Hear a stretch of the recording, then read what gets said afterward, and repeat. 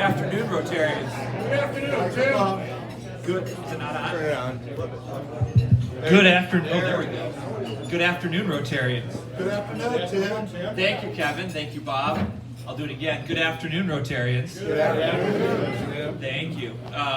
Welcome to the July 24th meeting of the Rotary Club of Des Moines. I'm President Tim Lilowitz. We have a full agenda today, so I apologize. I'm getting started just a few minutes early than usual. We have well over 60 of you here again today during the summer. Great to see you, and thanks to our guests for coming and braving the summer weather. I couldn't bear the thought of wearing a coat today, so I decided just with a tie and no coat because I didn't want to wear a coat in this weather. Thanks to Dr. Doug Dorner, for being our greeter. Thanks to Bob Vedrell for signing up today for the moment of inspiration. Bob and Doug must have listened to my call for volunteers a few weeks ago, so I appreciate that. And thank you to both. And reminder that you can sign up to either give the moment of inspiration or be a greeter at the table out front or online at the website. So we'll get started. Bob will provide our inspiration and lead us in the Pledge of Allegiance and four-way test, and then we will greet each other. Bob?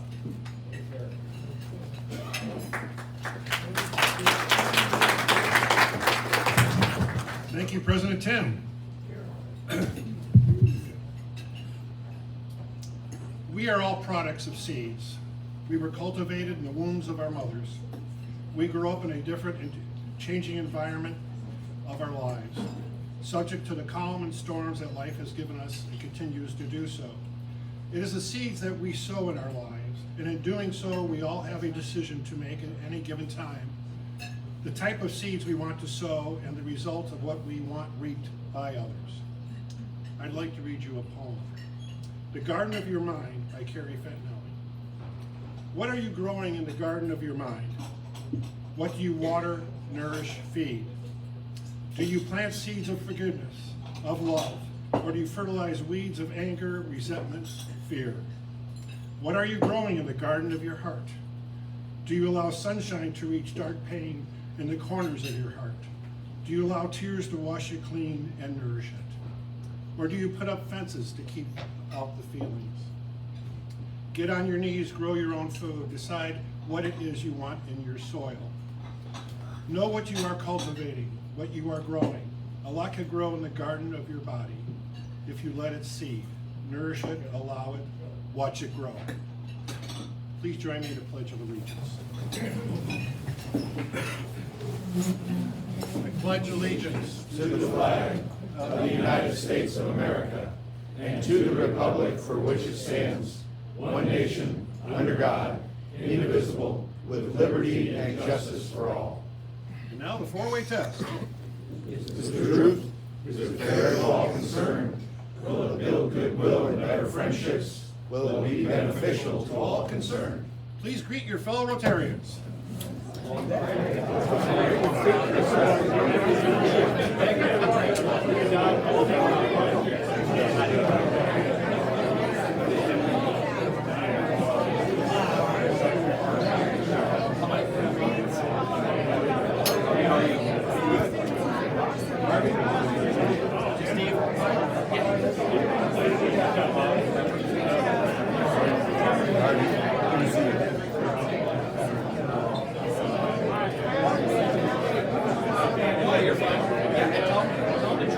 Sit at the head table. So we have 8 extra.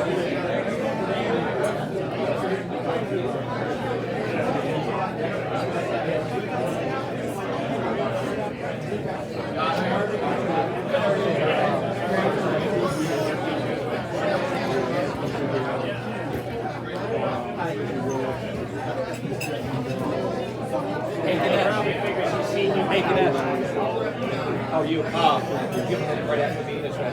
60 seconds. I'll catch you.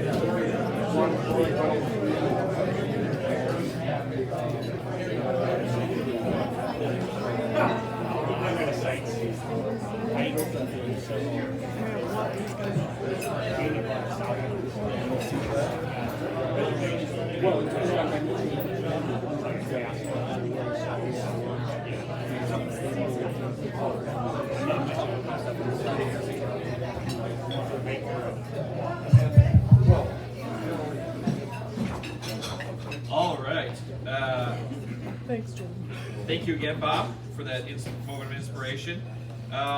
We have a number of guests today with us, and so please, when I announce your name, guests, please stand. Remain standing as I call all our guests, and we'll give you a welcome afterwards. First, we have Magda Epentang, visiting Rotarian from Ghana. I met Magda in the food line. She last visited us in 2023. Welcome back to our club. Thank you for visiting. Rusty Beasley, the Vice President at Modern Companies and guest of a new member in process of ours, Nokona Dayton. Matthew Ford, founder and CEO of Black Oak Advisors, guest of Carter Smith and Rob Dahl. We have Robin O'Mara, I believe it is, President O'Mara. She's the president of Ag and Equipment, guest of Bob Bedrell. We have Christine Stile from Family Heritage, a guest of the club. Joyce Wheeler is back, Waukee Rotarian and pharmacist and wife of Todd Wheeler. And then Carter Smith and Deanne Thompson have a number of family members here for a presentation that we'll have here in a minute. But Carter is hosting his mom and his dad, Chris and Marjorie Smith. And Deanne has a full table of guests. I think she bought the whole table herself. We have Marjorie Johnson, Brian Thompson, Carrie Knudsen, Greg Knudsen, Kristen Griffin, Casey Loverood, and Brandon Loverood. I hope I got all those names correct. Welcome to all our guests. Thank you for coming.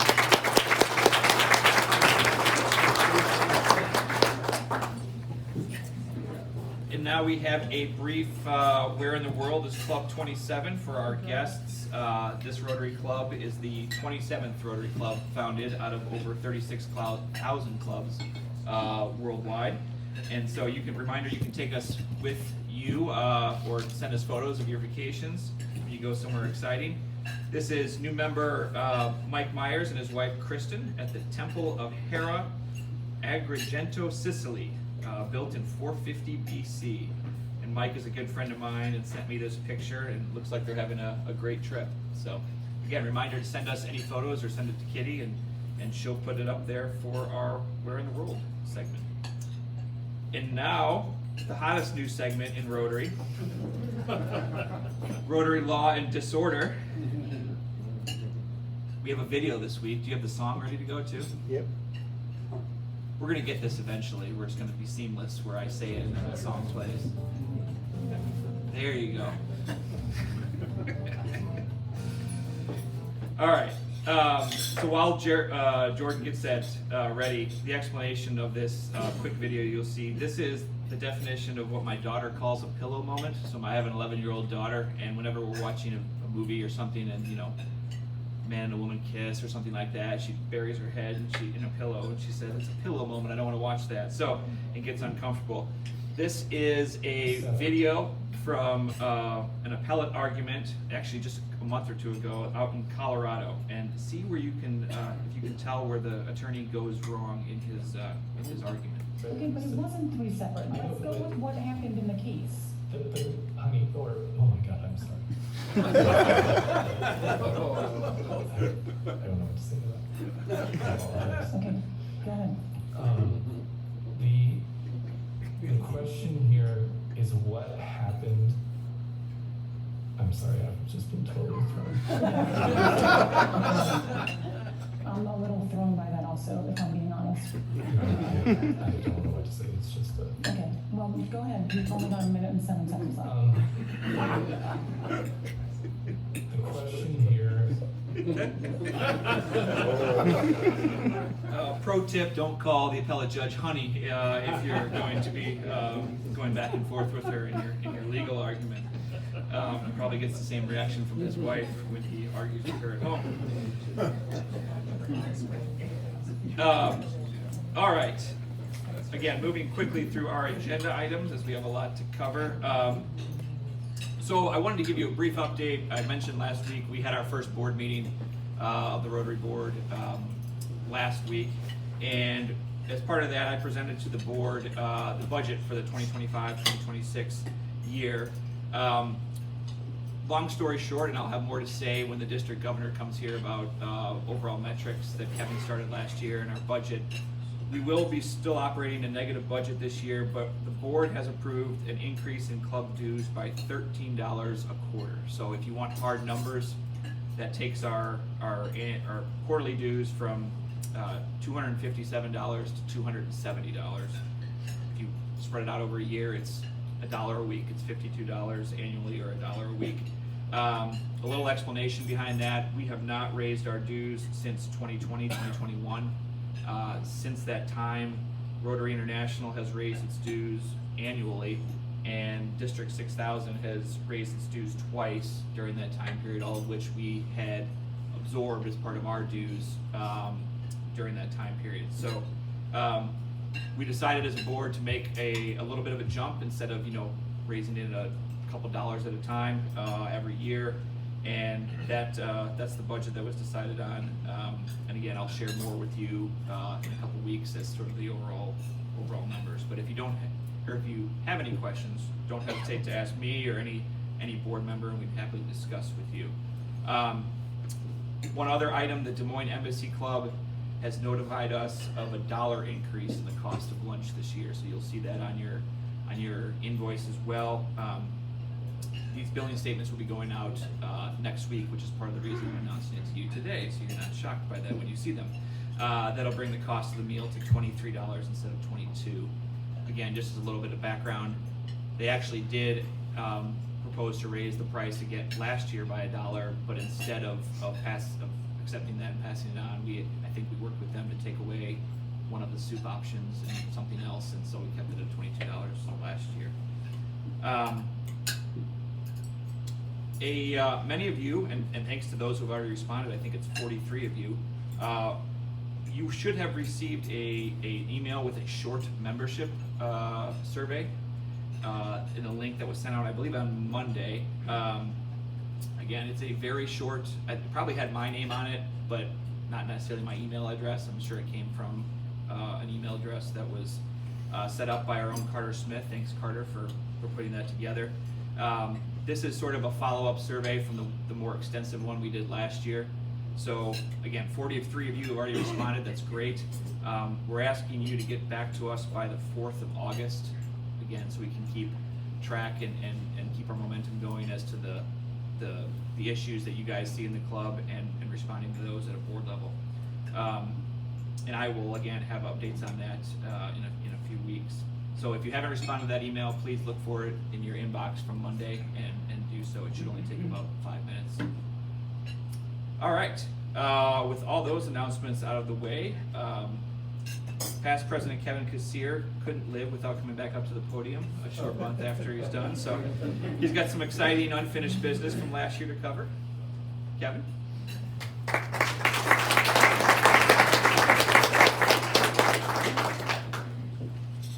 Thanks, President Tim. We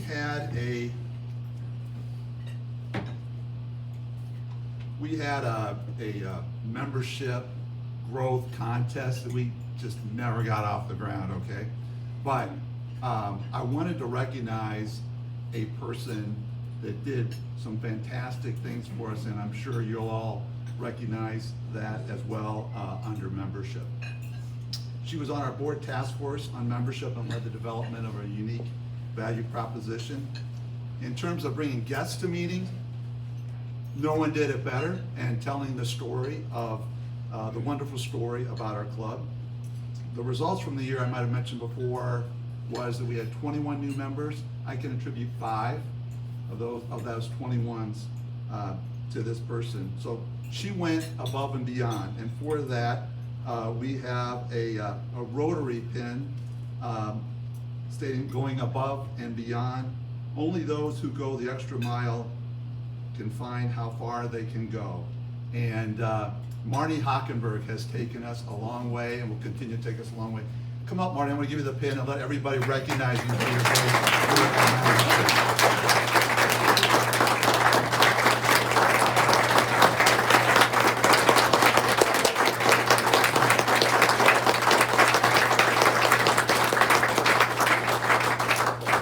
That is quite an honor. Thank you so much. You know, it's a team effort.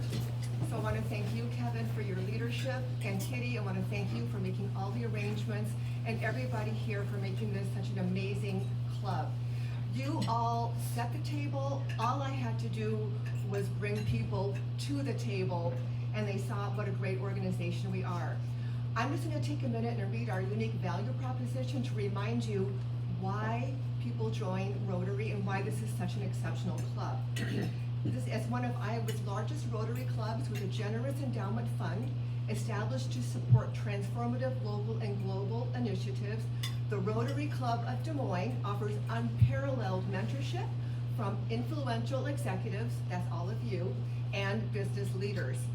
Our members gain access to a dynamic network through weekly lunches featuring prominent speakers, so thank you for our speaker today, fun social events, fostering personal growth, impactful service, and professional development. So thank you, Kevin.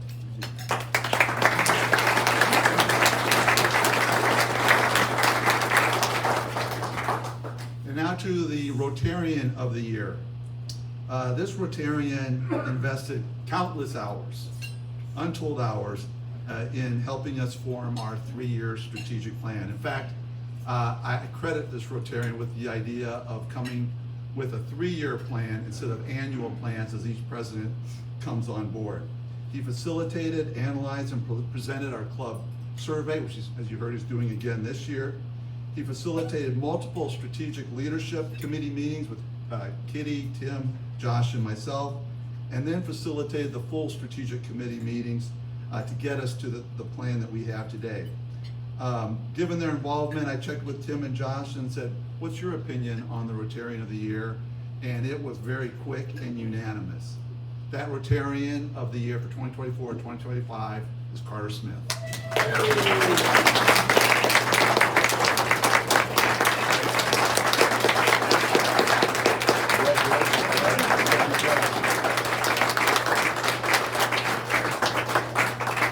Thank you, everyone. Special thanks to Kevin, Tim, and Josh and Kitty for their leadership. I had such a joy working with them and all of you on the board the last couple of years. I believe I joined Rotary at the ripe age of 22, and over the last 6-7 years, I have learned so much from this club and all of you as members. I've grown so much personally and professionally, and if I can just give an ounce back to what you all have given me, I'd love to do it continually as well. Thank you, and congrats to both Marnie and Deanne for their leadership too.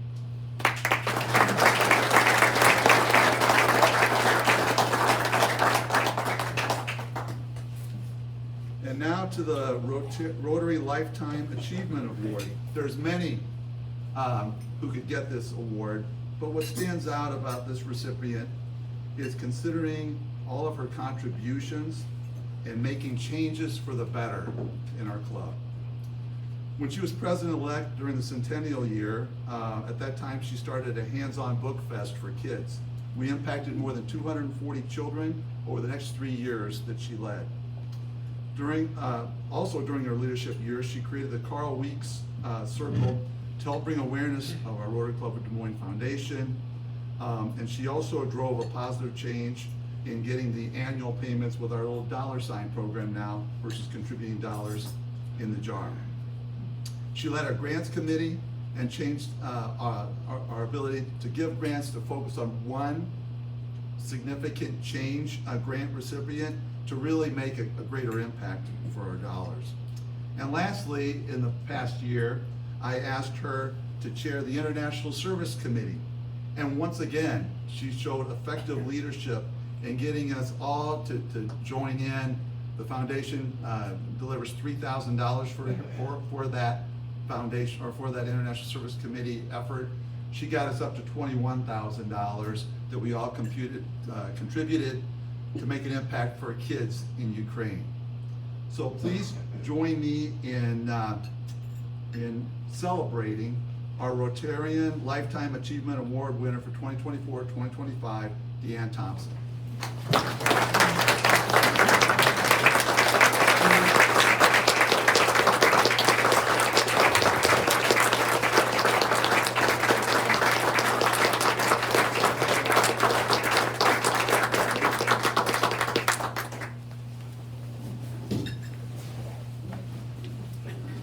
Thank you so much, everyone.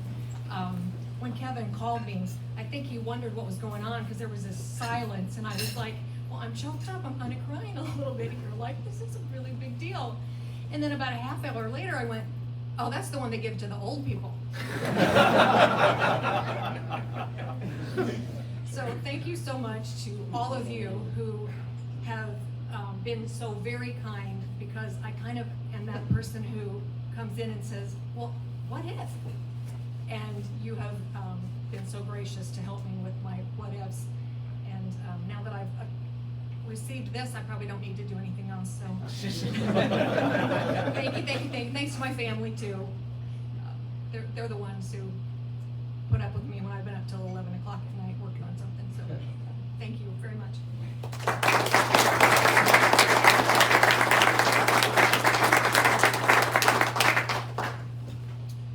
Congrats to Marnie and Carter and Deanne. Well deserved, and again, just highlighting some of the great things that our members here in the club do on an everyday basis. Again, we don't want to shortchange our speakers, so we will move to that now. Rotarian Paul Schickler, someone familiar with Corteva, will now introduce the program. Paul?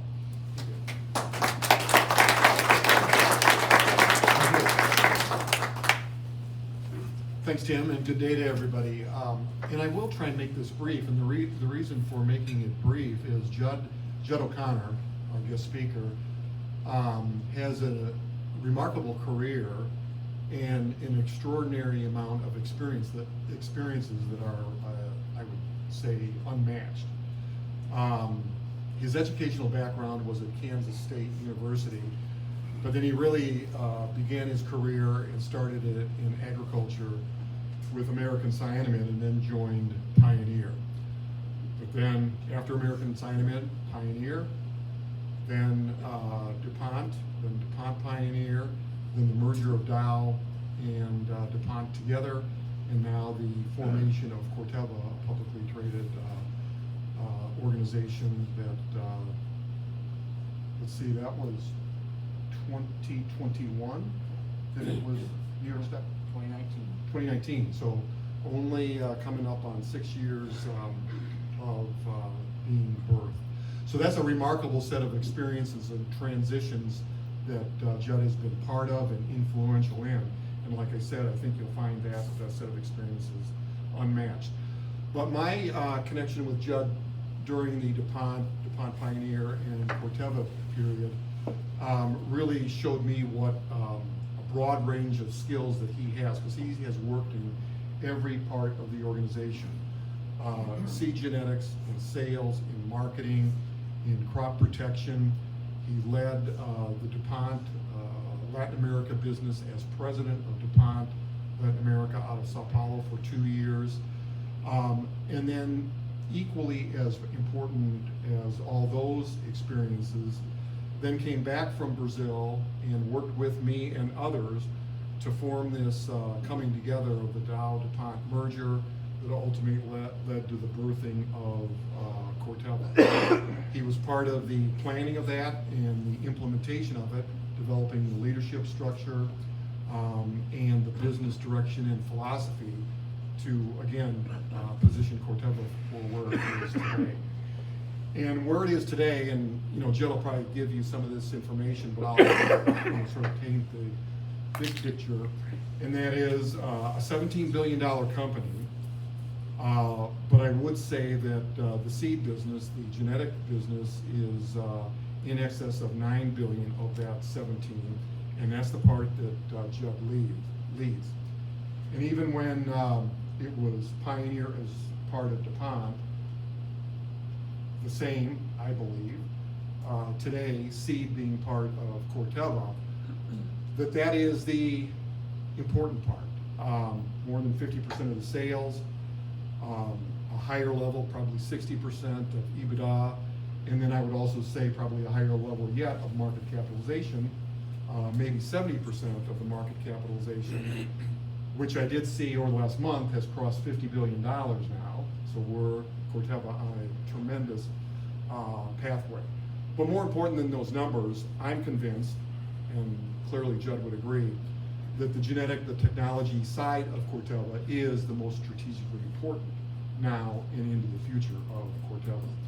So having said all that, in addition to what I just described as a pretty remarkable career that is unmatched in experiences, Judd is an active member of the community. He serves on the Cultivation Corridor Board, Des Moines Partnership, and the Iowa Business Council. So let me introduce Judd now and be thoughtful in listening to his remarks because they are pretty transformational. Thank you.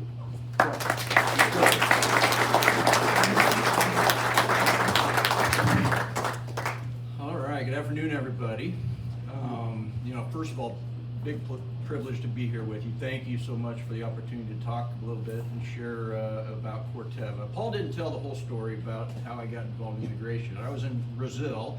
Paul called and said, "You're coming back to Iowa," and I was in about just 90 days on the ground. He said, "Oh, by the way, you're going to do the integration work over the next couple of years." So that was closer to the way that went. But again, thank you for having us, and thank you for the opportunity to talk a little bit about Corteva.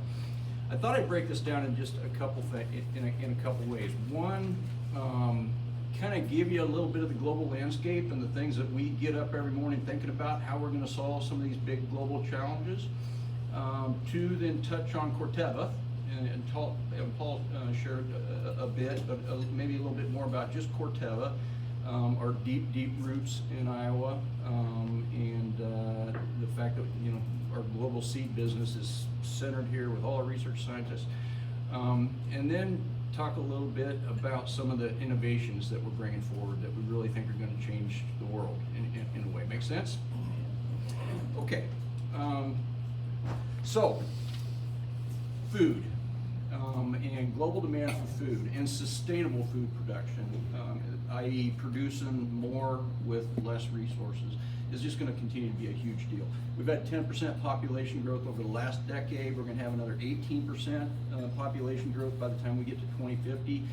In the combination with that, global incomes have increased by 27%. And so not for the folks sitting in this room, but if you're in some of the developing parts of the world and you don't have much, the next dollar or the next rupee that you get typically is going to go to better quality food than it is to a better car. All right? And so that demand for protein just increases and increases and increases. And if you look at commodities around the world and you look at protein around the world, even though we see our ups and downs in the ag cycles, we've got just a very, very steady increasing demand for all of those things. Healthy, nutritious. 1 out of 8 people around the world today, if you can believe that, go to bed hungry each night, and you wouldn't think so in the the Des Moines metro area, but we have some of that here as well. You think about that as other parts of the world, right, where we see some of those things. And then when we talk about food waste, 8 to 10% of global greenhouse gases are attributed to food waste. That's a big deal. Over 1 billion meals a day are wasted just because of how the food that will get thrown away that sits in the back of the room. So global food and the demand for better, more nutritious food is just going to continue to be a big piece of our focus and a big need around the world. Food security, 2 billion more mouths to feed in the next 25 years. So 2 billion people, think about that. How many Des Moines metro areas is that? I did the math, 2,700. 2,700 new Des Moines metro area mouths to feed in the next 25 years. Environment's changing, so regardless of what your politics are on this, we know that climate is warming. For whatever reason, climate is warming. We could lose 10 to 25% of our global production with 2 degrees Celsius higher temperatures. So how are we going to address that? And then finally, this whole big energy transition. We see it in North America, we see it in Europe in a really big way. Brazil's expanding tremendously, India is expanding, other parts of the world. We continue to see this renewable fuels being a big centerpiece. So those are some of the big pieces that we think about, and just wanted to baseline this with you all before we jump into the rest of the presentation. So Corteva AgriScience, Paul mentioned, we got 22,000 colleagues around the world. We're in 115 countries. We got a significant number of R&D and production facilities. We have 10 million customers over 10 million customers, farmer customers around the world that we sell our seed products to. $17 billion company, seeds about 9.5 or 10 of that. We have our global business center here in Johnston. We've been here for 100 years now, and we'll talk a little bit about that. But as you think about corn and soybeans, rice, sunflowers, the other crops that we produce around the world, every single one of those crops and those seeds that go in farmers' hand, that baseline of production agriculture, is touched in Johnston, Iowa in some way, shape, or form. And it doesn't matter whether it is in Africa, or it is in Brazil, or it is in India. Every single one of those is touched in Johnston, Iowa by folks that live here in the Des Moines metro area in some way, shape, or form. Global Business Center here in Johnston, I talked about it. You all have been by. If you go by at night, it looks kind of like a UFO is lit up there on one side of the road. We've got our greenhouse facilities there, our R&D facilities. Got about 1,400 acres, a couple thousand employees in Johnston, about 3,000 in the state of Iowa. And this is really where it all happens. We would be the largest, I think the most technologically capable, with the biggest germplasm pool of anyone in the world, and it's all based, just north of town where we're sitting here. Paul talked about the evolution of Corteva, and you think about taking two big conglomerates like Dow and DuPont and putting them together with the intention of spinning out an ag business, specialty chemicals and materials business, and a specialty business. And we got to be the U.S.-based pure play ag company. And I brag on this a little bit. We've got an executive leadership team and a CEO that gets up every morning, and all they think about is farmers, producing food, and production agriculture. In some of our prior lives, we were thinking about paint and Kevlar and solar panels, and then ag every once in a while to the side. But it's really allowed Corteva to shine here over the last 6 years since we've come together as an organization. And more than anything, again, looking forward to your questions. 100 years, April of next year, since Pioneer has been active in terms of producing hybrid seed corn. Henry Wallace, 1980, the Johnston Farm was founded. 2019, Corteva AgriScience came into existence, and then 2026 next year. And I hope that you are going to see a lot of this over the next 6 months to a year. We're going to celebrate 100. Not very many companies can say that, right? Or not many brands can do that. Coca-Cola, Harley-Davidson, you can go find some that are, but 100 years in production agriculture and as strong or stronger than we've ever been today. We're looking forward to that. Okay, just touch base on when you think about seed, and we get up every day saying how can we produce more, get more yield with less resources. And there's been some really big breakthrough technologies that are out there already. I thought I would just share one.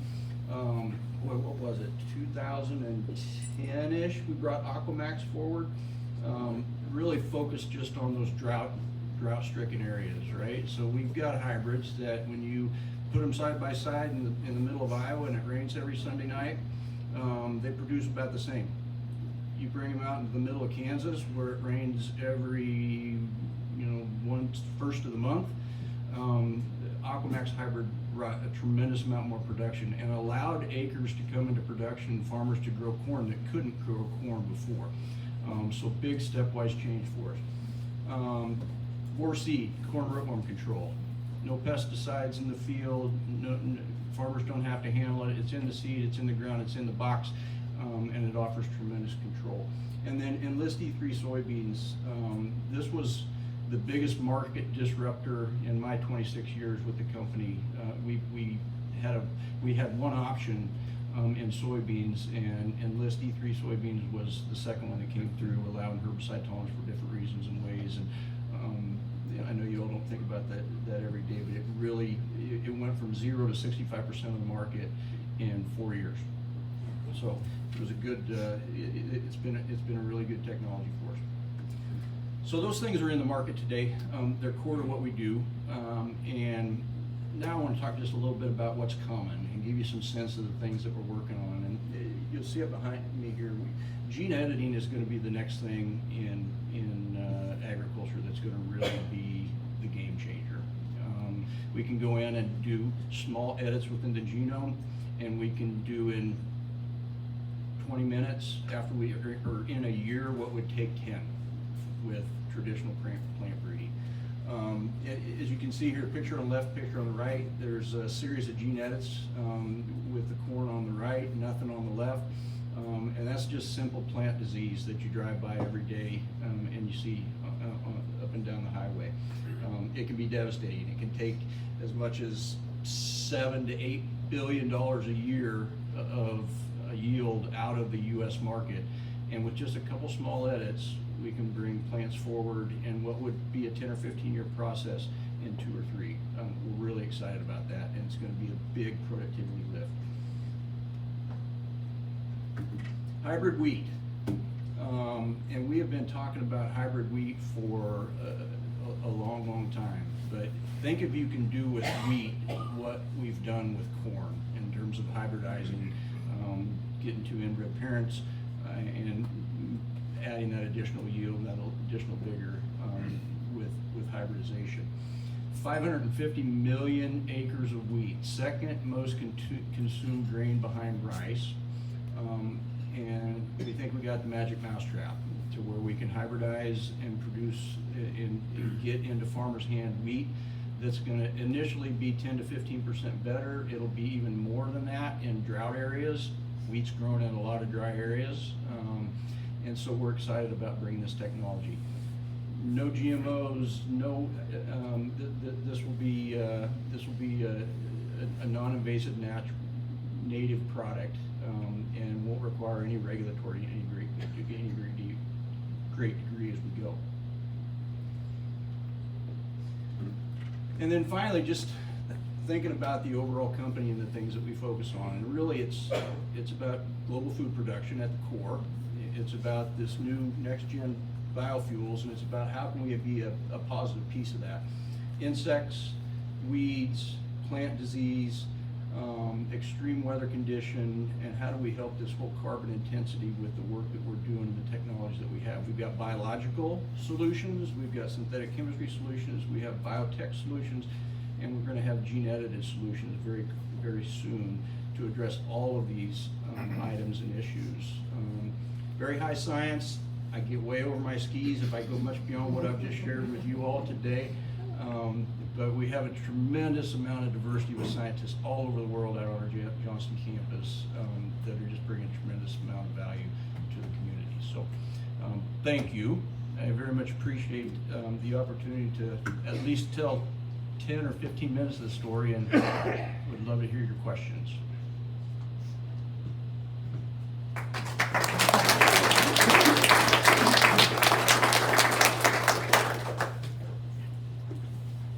How are your scientists incorporating AI into their research and development of the products you're talking about? Yes, a great question. In fact, we were just out at an event here, I guess it's probably been 4 months ago, and we have our own version of TED. I think we call it TED, and you can go up and ask TED anything about production agriculture, and he'll spit you an answer. So we have an internal version. We just got access in a big way for probably a third of our employee base with an external version of AI coming in as well. So we're building it internally. We're taking the outside in. In addition to that, it's going to be a big deal. I think initially it's going to be most leverageable by our scientists to get. We have unfathomable amounts of data going all the way back to 1926. We can trace the hybrids that are out in the field center here in Iowa today all the way back to those original parents. If AI can sort that data for you in seconds versus spending weeks, it's going to really put our scientists in a position to move forward quicker. And then, from a business and a function side, it is amazing how quickly you can say, give me an example of a contract, or give me an example of and you get something that's about 80% baked. I got a college student that's wrapping up. Don't give me an example of a term paper. That's not a great story there, but so yeah, we're leveraging it in a big way. Now, on your world map, I saw that Russia was not there, and then a big part of Central Africa. Can you tell us about why that is? So Russia, we're not there for obvious reasons. I mean, that was a decision that we made, a very difficult decision, as Russia is a big and a really good market. But in the current environment, we made the call that we were going to exit for our employee safety, for all the reasons why. Africa, we're in a number of countries within Africa. Not all. Logistics is a challenge. Finding scientists that can do work is a challenge. Finding routes to market is a challenge. But we do a tremendous amount of investment with small shareholder farmers in a lot of those countries to say, how do we start from this and get to this, and then get to where we're not just consuming what we're producing, but we can now create a market that we can export to someone else. So we've got a lot of work going in that space. Are you working towards a shorter corn stalk to reduce wind damage? Yeah, it's one that wasn't up there. I could have kept flipping slides, but reduced stature corn is one that's in the pipeline right now as well. We've already got it sitting in the fields in Johnston and also in plots around the country and in other parts of the world. Everybody remember the derecho, when the derecho came in? 4 million acres of corn went flat because of that. I don't care how short you get it, I don't think we're gonna be able to withstand a derecho.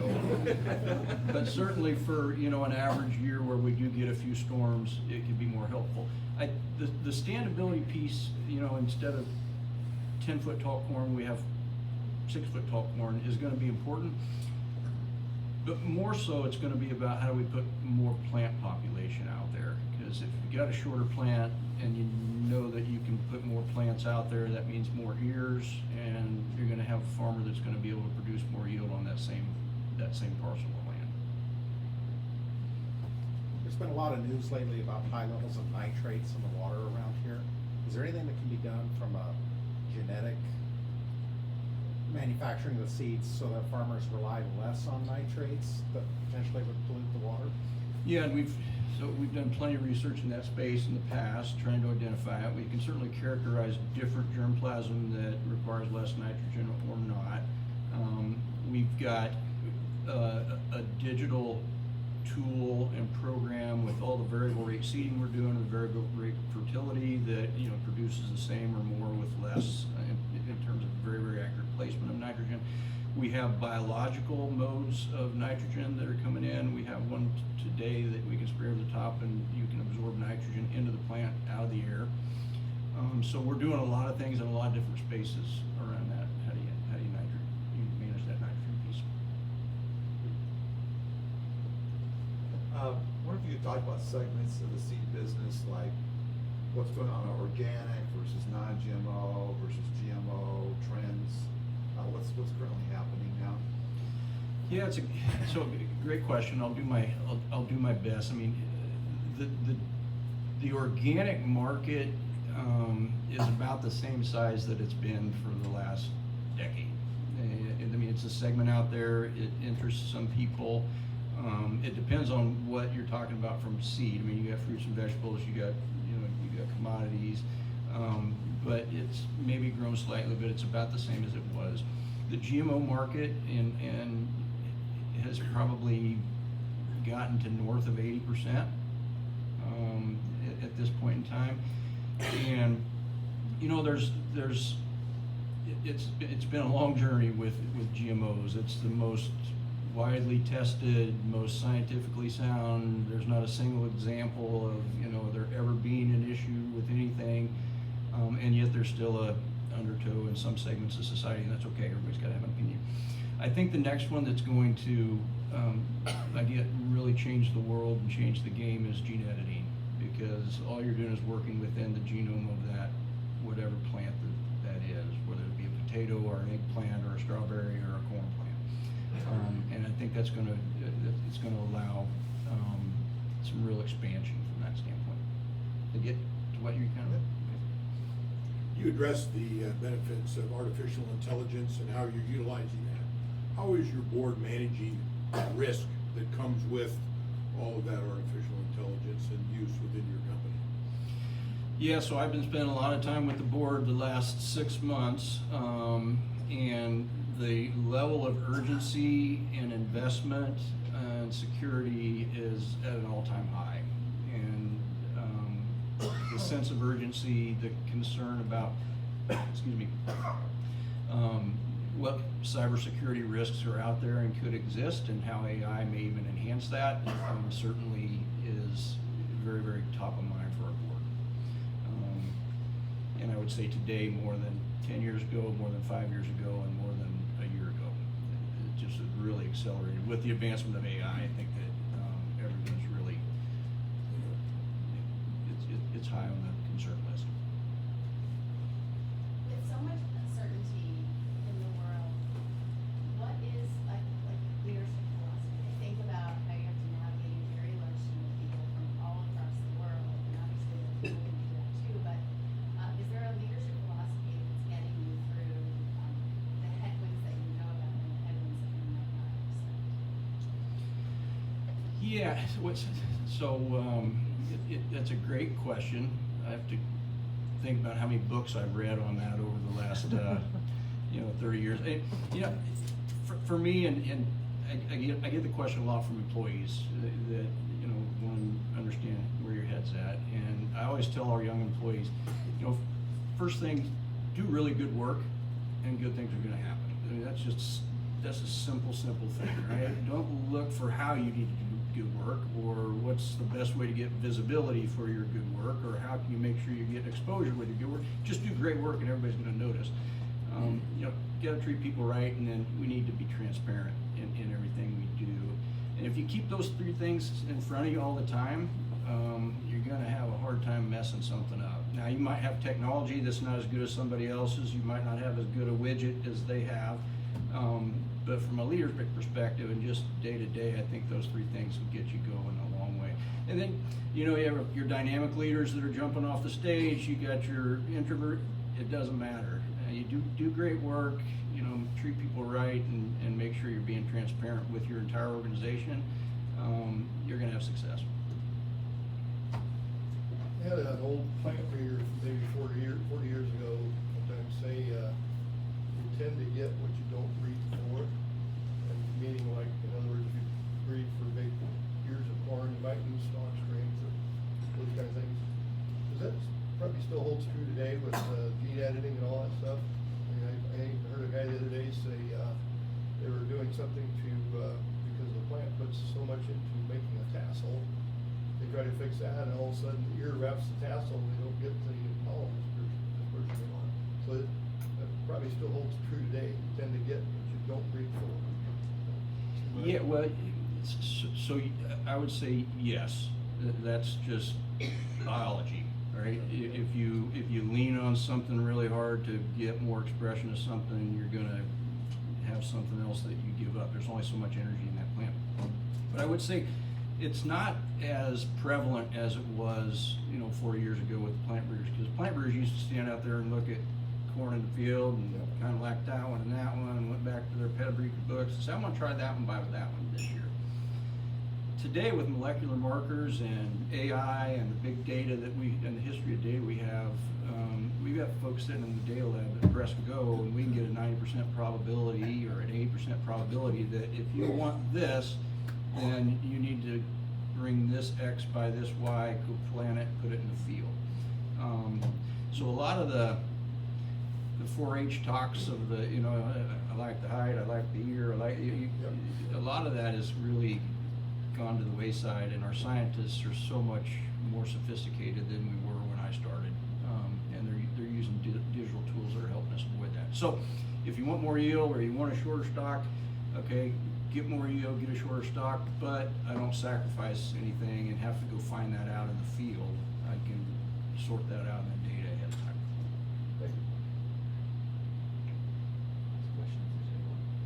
you. One left? Yeah. Last question. how are you protecting your new technology from being stolen?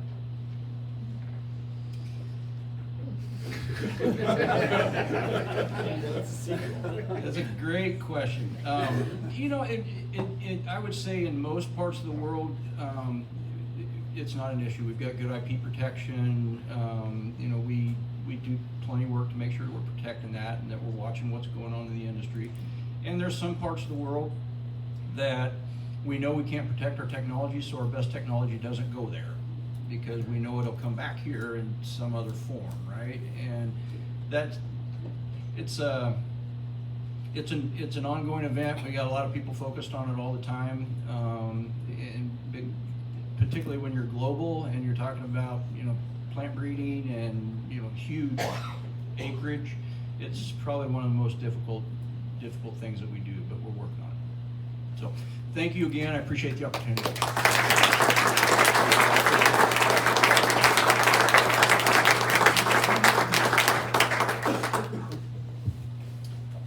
Thank you, Judd. Appreciate your informative presentation and you taking time out of your busy schedule to spend some time with us today. Upcoming meetings. Remember, you and any guests you wish to bring need to RSVP by Wednesday at 9 a.m. To Kitty. Think about someone you can bring. I know we highlighted a few great Rotarians that's done great work, like Marnie over the last year. This is a great way to get exposure to our club, is bring someone who you think would be interested in one of our great speakers. And Graham, I know, is here. He's doing a great job with the programs committee, taking over for Dave, and we're going to we have a lot of great programs coming this fall. July 31st, Jeff Chelsevig, CEO of Des Moines Performing Arts, with his final curtain call as he's leaving that position. August 7th, Rotary 6000 District Governor Norland Hinkey, and I mentioned earlier, Norland's going to present on what's going on at the district. I'll probably have a few comments that day to update you all on our strategic plan from last year and continuing that into this year, and sort of give you an update on our club. And then August 14th, another great CEO of one of Des Moines' great companies, Jeremy Gosh from Hy-Vee, will be here. So as I mentioned last week, again, it's not on the schedule on this 3-week advance, but you can look. September 4th will also be a big program. So look online and figure out if you want to bring someone to that one. So thank you again for being here. You're a vital part of the Rotary Club of Des Moines, and thank you to our guests for coming today and visiting us. Congrats one final time to Marnie and Deanne and Carter. As I say every week, until next week, stay true to the good, and we are adjourned.